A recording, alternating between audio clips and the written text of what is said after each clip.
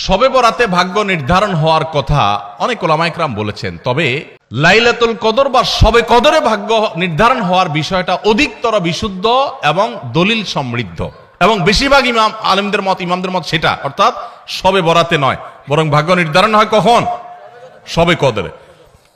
অনেক ওলামা ইকরাম সমন্বয়ের চেষ্টা করেছেন, কিন্তু বেশিরভাগ দলিল প্রমাণগুলোর দিকে তাকালে এবং বেশিরভাগ ইমামদের মত হলো, বড় বড় মুফাসসিরদের, ইমাম কুরতুবী রাহমাতুল্লাহ, বড় বড় তাফসীরবিদদের মত হলো যে মানুষের সারা বছরের ভাগ্য আল্লাহ নির্ধারণ করেন শবে কদরে।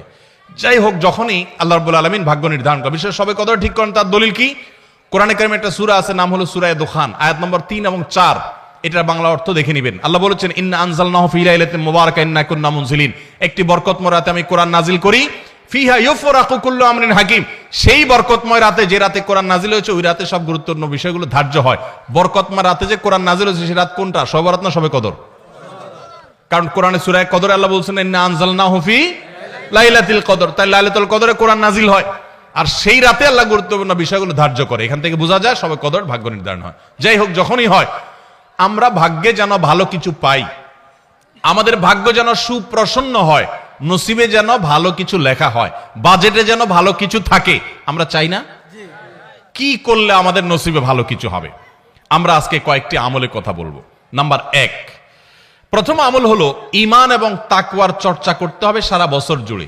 এক রাত্রে যায় মসজিদে কান্নাকাটি করে আল্লাহকে এটি দোয়া দরুদ করে একটু ভাগ্য ঠিক করে সারা বছর আপনি টোটো করে ঘুরে বেড়াবেন, এটা বোকার স্বর্গে বাস করার সমান।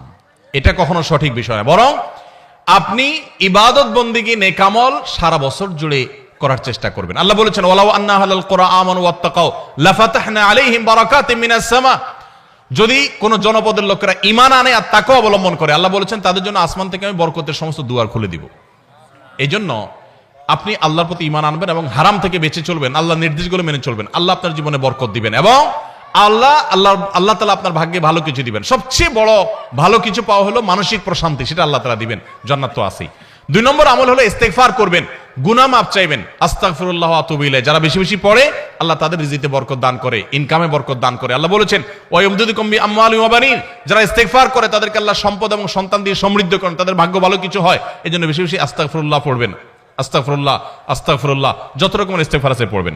3 নম্বর হলো রেজা বিল কাজা, আল্লাহ যা দিয়েছেন এর উপর সন্তুষ্ট থাকবেন, আলহামদুলিল্লাহ বলবেন, যা পাইছি আলহামদুলিল্লাহ। আলহামদুলিল্লাহ বললে কি হবে? আল্লাহ বলেছেন, লা ইন শাকারতুম লাযিদান্নাকুম, যদি তোমরা নিয়ামত যা পাইছো শুকর আদায় করে আরো বাড়ায় দিব। তাহলে আপনার ভাগ্যে যদি আরো বেশি কিছু থাকুক আপনি চান, তাহলে সেক্ষেত্রে আপনার শুকরিয়া আদায় করা শিখতে হবে। 3 নম্বর।